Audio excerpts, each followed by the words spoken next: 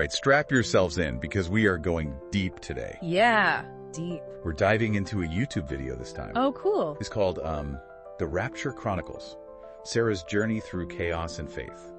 Okay. And the channel that it's on is called Bright Fluids. Interesting. And this video, it's really interesting because Yeah. it asks, like, what if the rapture actually happened? What would happen to everyone left behind?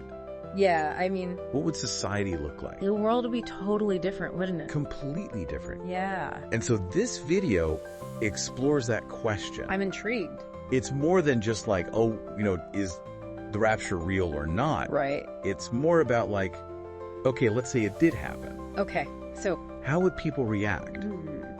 What would that do to the human spirit? it's like a thought experiment, Totally. using the rapture as like a lens Yeah. to explore faith and survival and like what it means to be human when everything changes. Exactly. When your whole reality is shattered. And let me tell you, this video does not mess around. Oh, It throws you right into the chaos.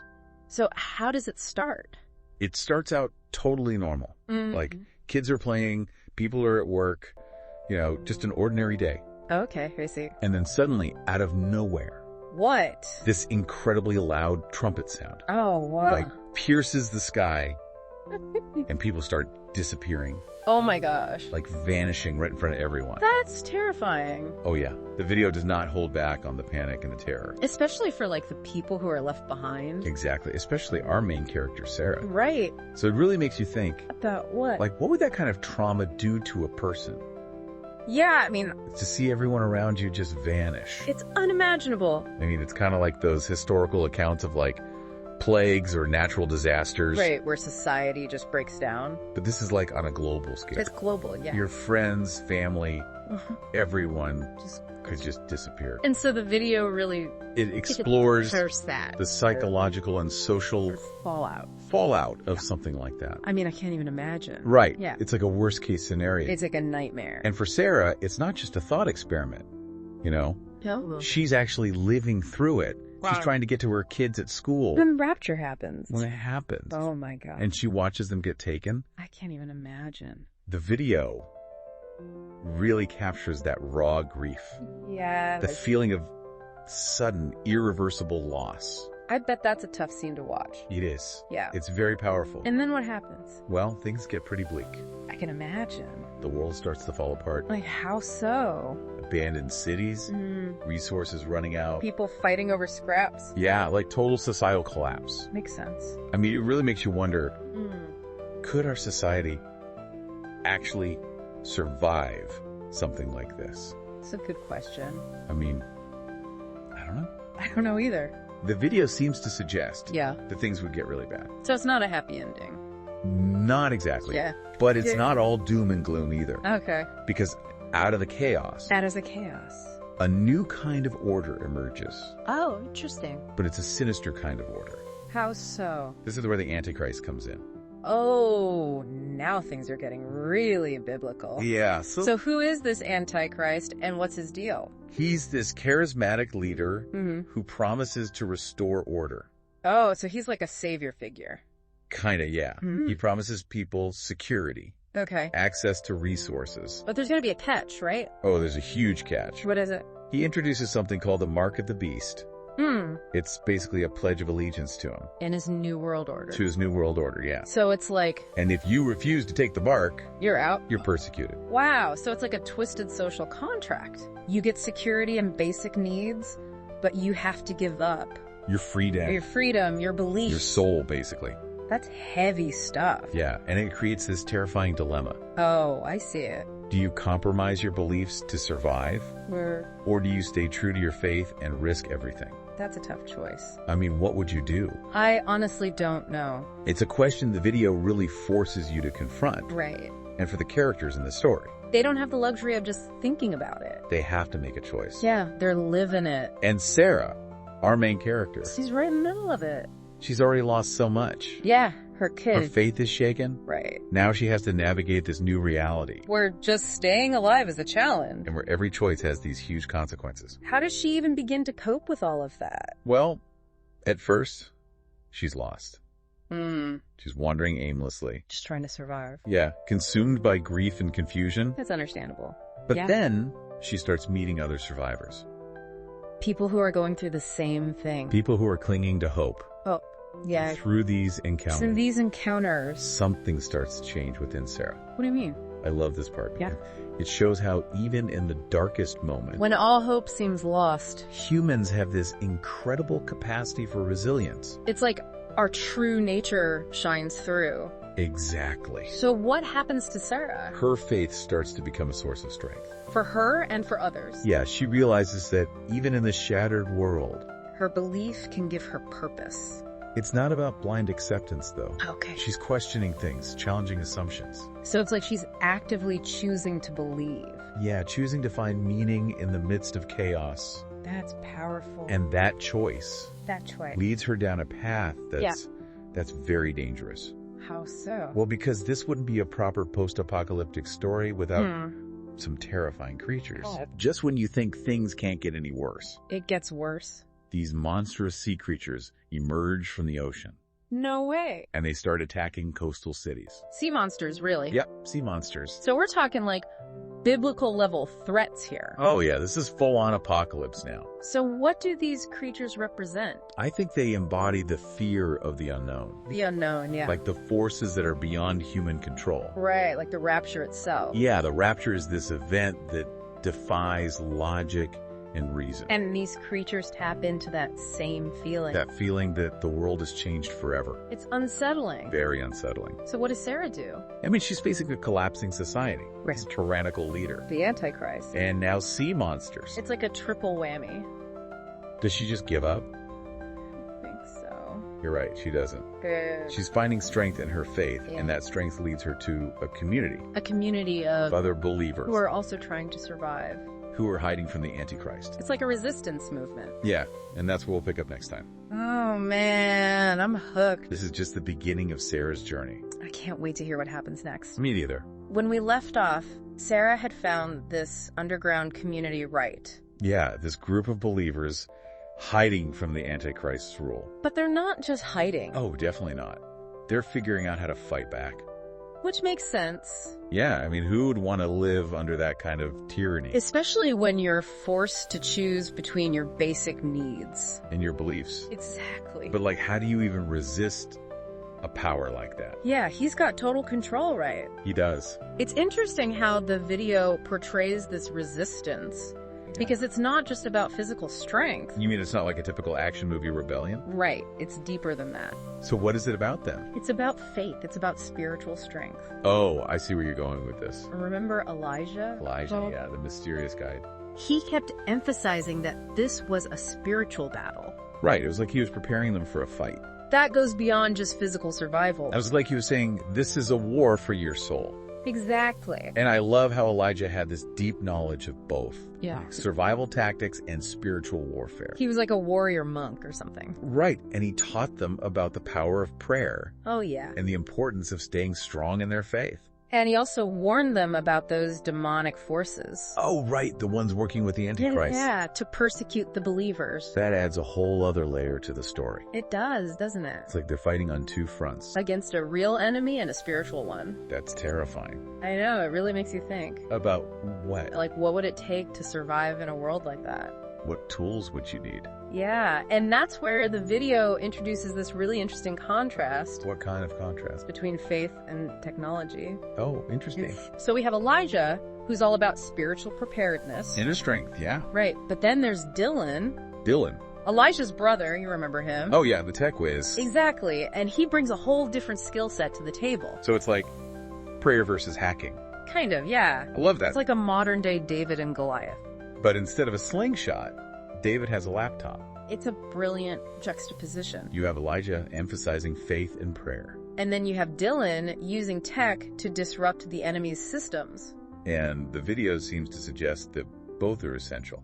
to survive in this new world. So it's not faith versus technology. It's about finding a way to make them work together.